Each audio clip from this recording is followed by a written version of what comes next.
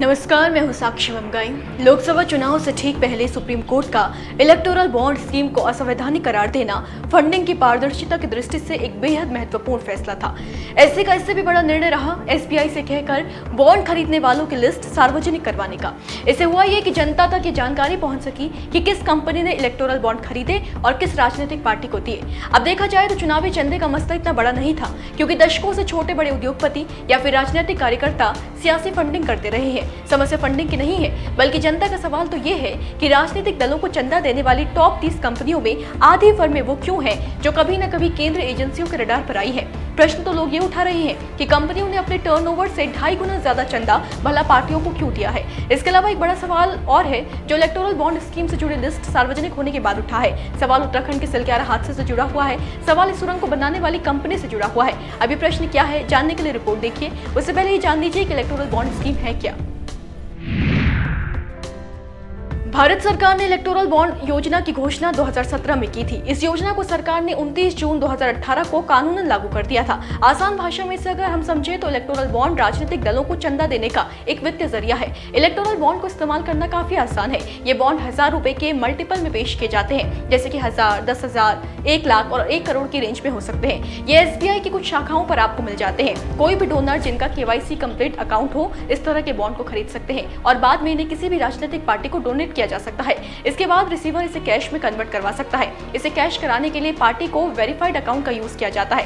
खास बात यह है कि इलेक्टोरल बॉन्ड के भुगतानकर्ता का नाम नहीं होता है, यानी कि बॉन्ड खरीदने वाले को जाकर चुपचाप अपनी पसंदीदा पार्टी को उसे देना है। पार्टी जाएगी, बैंक से कैश ले आएगी। अब सरकार ने ये स्कीम लागू तो की थी ये कहकर कि इससे चुनावी फंडिंग में पारदर्शिता आएगी, चुनाव में कैश का प्रभाव कम हो सकेगा, दानदाता की गोपनीयता बनी रहेगी। लेकिन सुप्रीम कोर्ट को ऐसा नहीं लगा। यही कारण है कि सुप्रीम कोर्ट ने इसे असंवैधानिक कह दिया।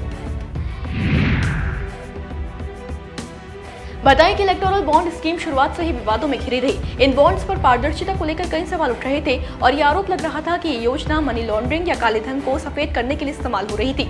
मीडिया रिपोर्ट्स के मुताबिक इलेक्टोरल बॉन्ड्स की वैधता पर सवाल उठाते हुए एसोसिएशन फॉर डेमोक्रेटिक रिफॉर्म्स यानी कि एटीआर, कॉमन कॉज और मार्क्सवादी कम्युनिस्ट पार्टी समेत 5 याचिकाकर्ताओं ने सुप्रीम कोर्ट का दरवाजा खटखटाया था। जब सुप्रीम कोर्ट में मामला गया तो एससी ने चुनावी बॉन्ड स्कीम को अवैध करार देते हुए उस पर रोक लगा दी। कोर्ट ने कहा कि इलेक्टोरल बॉन्ड सूचना के अधिकार का उल्लंघन है। वोटर्स को पार्टियों की फंडिंग के बारे में जानने का हक है। इसी के साथ कोर्ट ने स्टेट बैंक ऑफ इंडिया यानी कि एसबीआई को आदेश दिया कि बॉन्ड खरीदने वालों की लिस्ट सार्वजनिक की जाए। एसबीआई चुनाव आयोग के साथ जानकारी साझा करे और चुनाव आयोग फिर इस जानकारी को जनता के लिए अपनी वेबसाइट पर डाले। जानकारी के लिए बता दें कि कोर्ट के आदेश अनुसार एसबीआई ने बॉन्ड खरीदने वालों और बॉन्ड भुनाने वालों की 2 अलग-अलग लिस्ट चुनाव आयोग को दी, जिसके बाद चुनाव आयोग ने दोनों लिस्ट को सार्वजनिक किया। अब हालांकि क्योंकि एसबीआई ने लिस्ट तो जारी की, लेकिन उसमें विशिष्ट संख्या यानी कि यूनिक नंबर नहीं डाला, इसलिए 700 पन्नों से अधिक के डेटा वाली दोनों लिस्टों को मिला पाना मुश्किल हो पाया।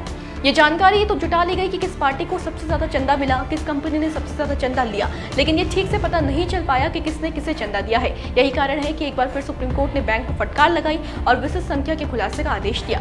अब गौर कीजिए कि लिस्ट उजागर होने के बाद बवाल क्यों मचा। दावा किया जा रहा है कि लिस्ट में कई ऐसी कंपनियों के नाम हैं जिन पर कभी ईडी जैसे केंद्रीय एजेंसियों की रेड पड़ी थी। इसके अलावा एक दावा यह भी किया जा रहा है कि कंपनियों ने अपने टर्नओवर से ज्यादा चंदा भी दिया है।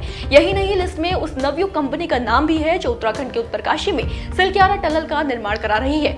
इस पर विवाद इसलिए हुआ है क्योंकि सिलक्यारा सुरंग ढहने की वजह से 41 मजदूर कई दिनों तक जिंदगी और मौत के बीच जो जंग लड़ने को मजबूर हुए थे, उसमें सुरंग बनाने वाली कंपनी की लापरवाही भी जिम्मेदार थी। अब कांग्रेस ये आरोप लगा रही है कि इस नवयुग कंपनी पर इतने बड़े हादसे के बाद भी अगर कार्रवाई नहीं की गई तो इसके पीछे ये चुनावी चंदा ही है।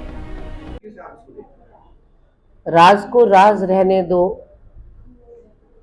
ये कहावत आपने सुनी होगी। अब वो राज पर से पर्दा उठ गया। आज तक पूरा उत्तराखंड यही सोच रहा था कि इतनी बड़ी लापरवाही, इतनी बड़ी कोताही, जिसमें 41 मजदूर 17 दिन तक टनल के अंदर कैद रहे हों और जिंदगी और मौत के बीच में झूल रहे हों, और जिसने पूरे उत्तराखंड के रोंगटे खड़े कर दिए, उसका दिल दहला दिया और उत्तराखंड को अंतर्राष्ट्रीय पटल पर शर्मसार कर दिया, उस कंस्ट्रक्शन कंपनी पर आज तक सरकार ने कोई भी कार्रवाई नहीं की। क्लीन चिट एक तरह से आप कह सकते हैं उसको दे दी। तो अब पूरा मामला समझ में आया है जब इलेक्टोरल बॉन्ड के लेन देन का मामला खुलासा सुप्रीम कोर्ट के द्वारा कराया गया एसबीआई से जबरन। जाते जाते आपको बताते चले कि खबरों के मुताबिक Navyug engineering company private limited ने 55 करोड़ रुपए के चुनावी बॉन्ड खरीदे हैं।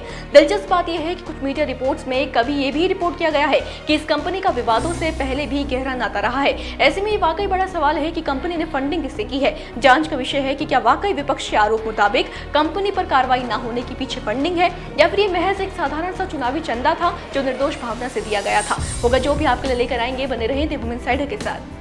डाउनलोड करें देवभूमि इनसाइडर।